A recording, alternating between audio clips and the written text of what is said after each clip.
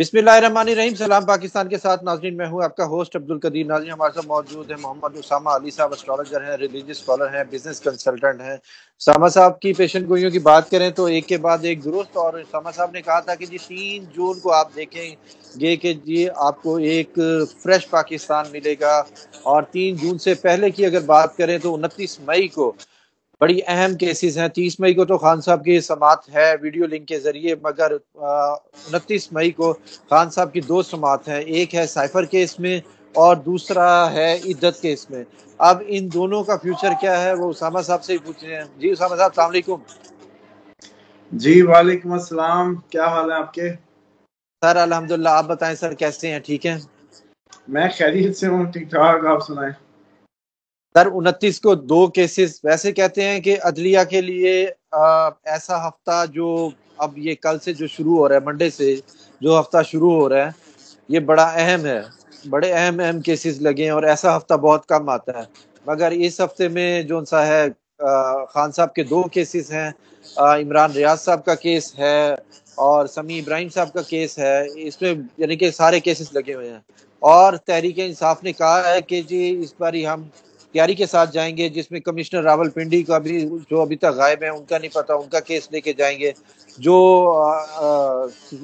तहरीक इंसाफ का जो दफ्तर मस्मार किया गया उसके वो केस लेकर जाएंगे। यानी कि तहरीक इंसाफ वाले इस बार फुल तैयारी के साथ जा रहे हैं।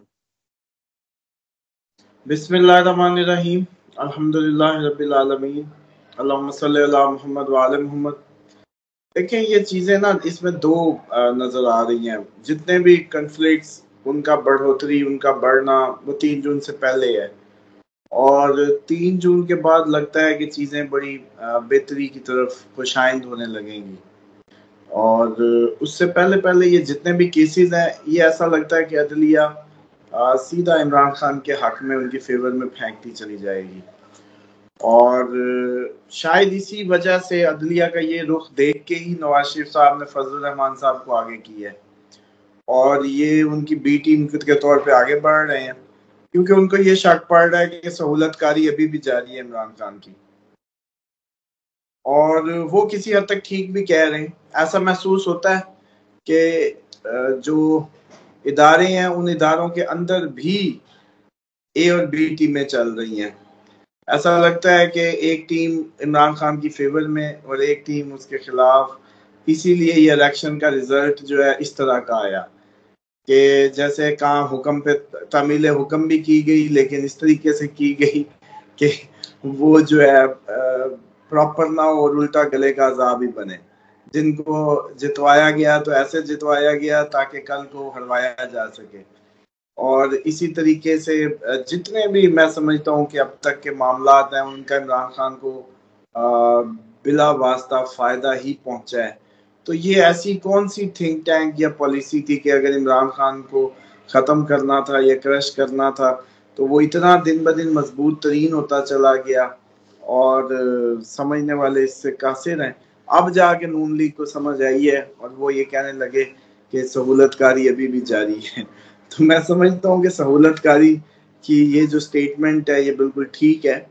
इमरान खान को ऐसा महसूस होने लगा है कि कुदरत की तरफ से सहूलतकारी मुयसर है, जिसकी वजह से काफ़ी हद तक उनके फैंस हर महकमे में, हर उसमें मौजूद हैं। और ये कह देना कि सिर्फ अदलिया ही अब उनके साथ खड़ी है, ऐसा कुछ नहीं है। हमारे दूसरे जो, मुझे तो कई दफ़ा ऐसा लगता है कि खलाई मखलूक भी उसके साथ है। और इसके बाद काफ़ी हर महकमे में ही उनकी फॉलोइंगशिप और उनके फॉलोअर्स की तादाद जो है वो मौजूद है। और वो ही इनके लिए काम कर रहे हैं बगैर किसी उसके, चुपचाप। और उसी का ही ये आज का दिन तक का जो उनका डे बाय डे ग्रोथ है या स्टेटस है, वो देख लें आपके, उनको फेवर्स ही मिल रही हैं। तो मुझे लगता है कि ये मैक्सिमम 3 जून के बाद इमरान खान के लिए एक नई करवटें, नया दौर, नया सब शुरू होगा। पाकिस्तान के लिए भी चांसेस हैं, इमरान खान के लिए भी चांसेस हैं। और ये जो केसेस वेसिस वाली गेम्स है, चीजें हैं, इनमें भी उम्मीद तो बड़ी है कि कुछ शिद्दत में कमी आ जाए। एक सूरत है कि अगर कोई बहुत बड़ा इंसिडेंट ना हो गया, कोई बहुत बड़ा सान्या या कोई बहुत बड़ी टसल अगर ना हुई और सब ने 3 जून तक अपने जज्बात और अपने एहसासात को काबू में रखा, तो 3 जून के बाद का पाकिस्तान मुझे लगता है कि कदरे कुछ बेहतर से बेहतरीन दिन आने को होंगे और कुछ आप देखेंगे कि सियासी दर्जा हरारत में कमी वाक़ई होगी और एक जिनको जिनको समझ जो नहीं आ रही थी वो भी उनको शायद समझ आने लगे।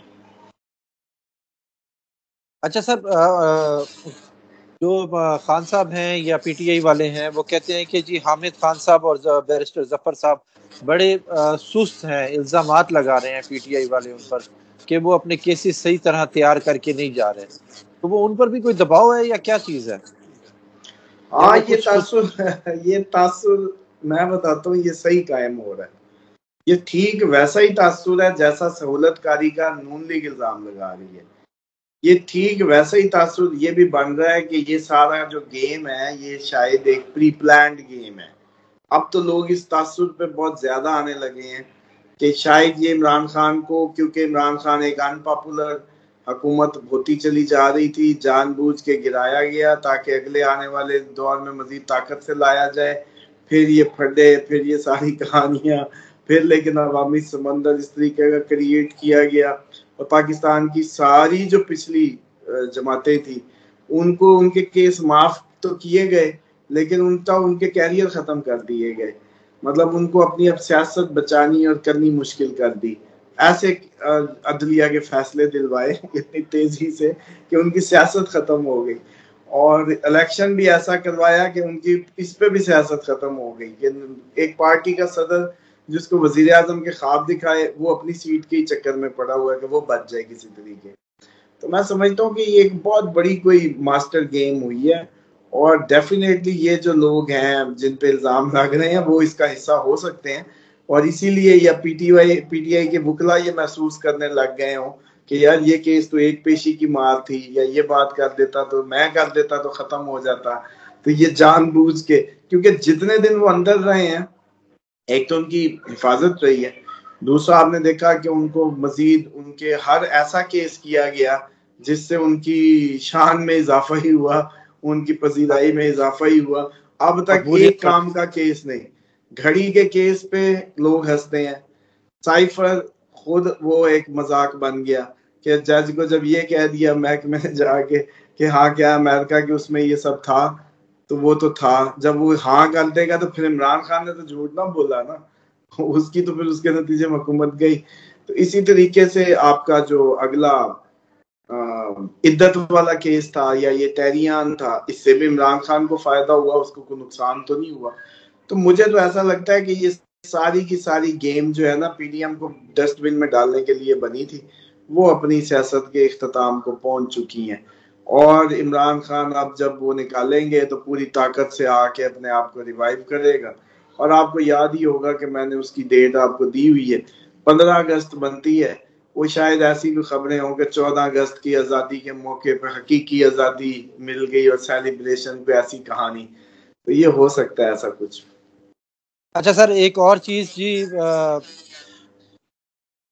NA 46 47 48 इस्लामाबाद के ये हलके हैं, इसमें सुप्रीम कोर्ट ने जो सा है इलेक्शन कमीशन को, नून लीग वालों को, सबको बुलाया हुआ है और उन्होंने कहा है जी किसी किस्म की सुस्ती का मुजाहरा नहीं होगा, जिन जिन को बुलाया है वो सब हर हालत में पेश होंगे किसी भी उसमें।